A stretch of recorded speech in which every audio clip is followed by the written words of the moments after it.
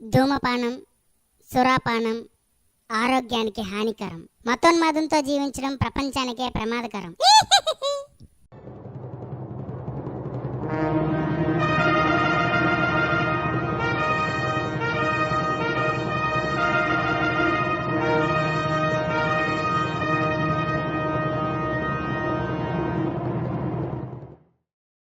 ఈ లఘు చిత్రం మూఢనమ్మకాన్ని రూపుమాపాలని, మతోన్మాదాన్ని అనగద్రొక్కాలని, భారతీయులందరినీ ఆలోచింపచేసి దైవ మార్గం వైపు నడిపించాలనే ఉన్నతమైన ఆలోచనతో తీసినదే తప్ప హైందవ సోదరులను కించపరచాలనో లేక వారి మనోభావాలను దెబ్బతీయాలనో దురుద్దేశంతో తీసినది కాదు. లింగారాధనాచారం విశ్వాస సంబంధమైనదే అయినా మూఢత్వాన్ని, అజ్ఞానాన్ని నింపేదైతే ఖచ్చితంగా మార్చుకోవాలి లేదా మానుకోవాలి. ఇదే ప్రధాన అంశంగా హైందవ ప్రామాణిక గ్రంథమైన శివపురాణం ఆధారంగా రూపొందించినదే ఈ లఘు చిత్రం.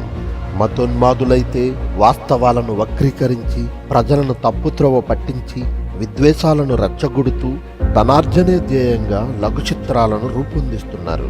మేమైతే భారతీయులందరిచే నిత్య ఘనతనందుకుంటున్న ప్రపంచ మేధావి, భారత రాజ్యాంగ నిర్మాత బాబాసాహెబ్ డాక్టర్ బిఆర్ అంబేద్కర్ గారి స్ఫూర్తితో వాస్తవాలనే చిత్రంగా మలచి ప్రజలను ఆలోచింపచేసి చైతన్యపరుస్తున్నాము.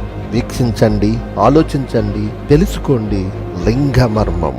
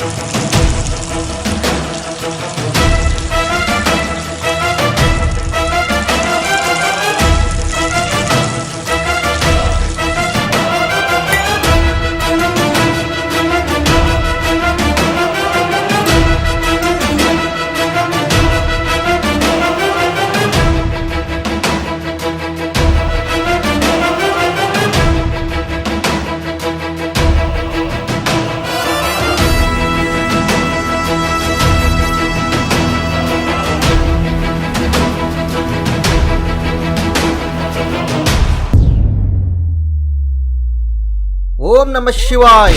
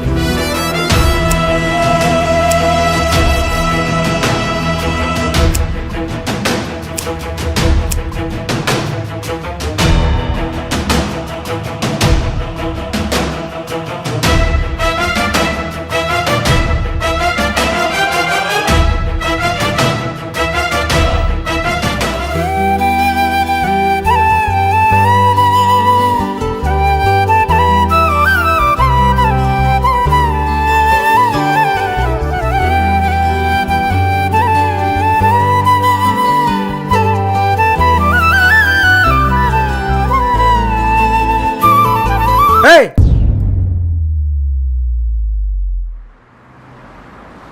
ఏంటిది? సువార్త కరపత్రం సోదరా. ఆహా, అదే నాకెందుకు ఇచ్చావంటున్నా. ఇష్టం లేకపోతే ఇచ్చే సోదరా. ఓహో, 3 మేకులు 2 చెక్కలన్నమాట.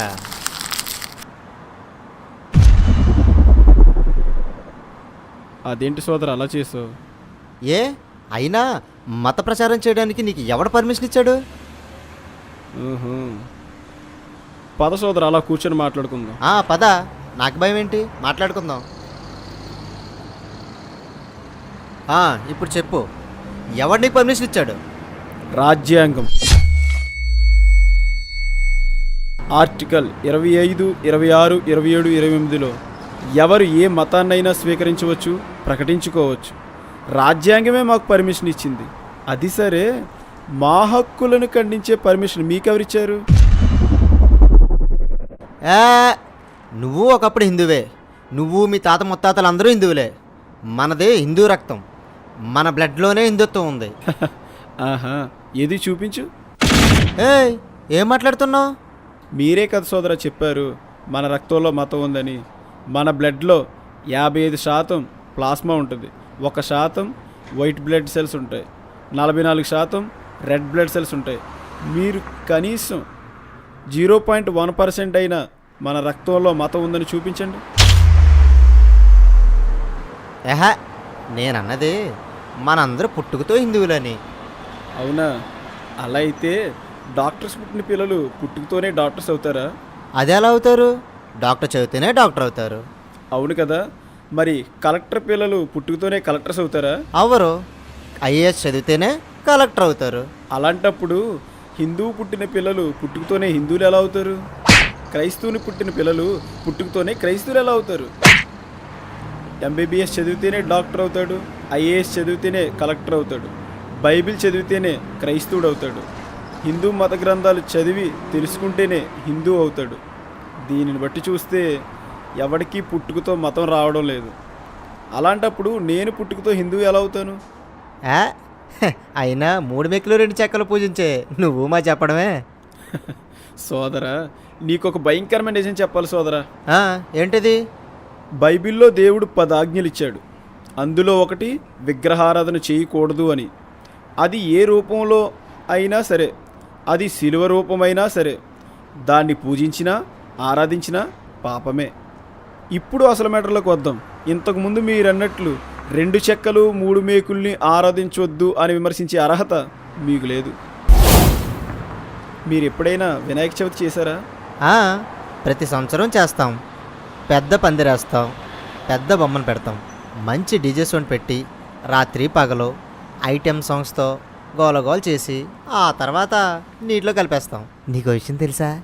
ఐటెం సాంగ్స్కి ఐటెం పాపను కూడా తీస్తాం. సరే సరే, విగ్రహాన్ని పందిరిలో పెట్టకముందు ఆ విగ్రహం ఎలా ఉంటుందో చూసావా? బుక్ చేయడానికి వెళ్ళినప్పుడు మనం చూస్తాంగా, చెక్కలు కర్రలు మోపులతో ఉండి గడ్డి చుట్టి మట్టి పూసి ఉంటుంది. ఆ తర్వాత బొమ్మ మొత్తం పూర్తయ్యాక పందిరిలోకి తీసుకొచ్చి పూజించుకుంటాం. నువ్వు పూజించే విగ్రహం యొక్క ముందు స్థితి ఏంటంటే, ముందు ఆ విగ్రహాన్ని నిలబెట్టడానికి కొన్ని కర్రలు చెక్కలతో ఒక స్ట్రక్చర్ దిగ్గొడతారు. దాన్ని దిగ్గొట్టడానికి కొన్ని కేజీల మేకులు వాడతారు. దానిపైన మీరు కొన్ని మోపుల గడ్డి పరకలు చుడతారు. దానిపైన మట్టిని పోస్తారు. దాని మీద మళ్ళీ కొన్ని రంగుల పెయింటింగ్లు పోస్తారు. దానిపైన మళ్ళీ మీరు చమ్కీలు చల్లుతారు. దానిని తెచ్చి పందిరిలో పెట్టి మీరు పూజిస్తారు.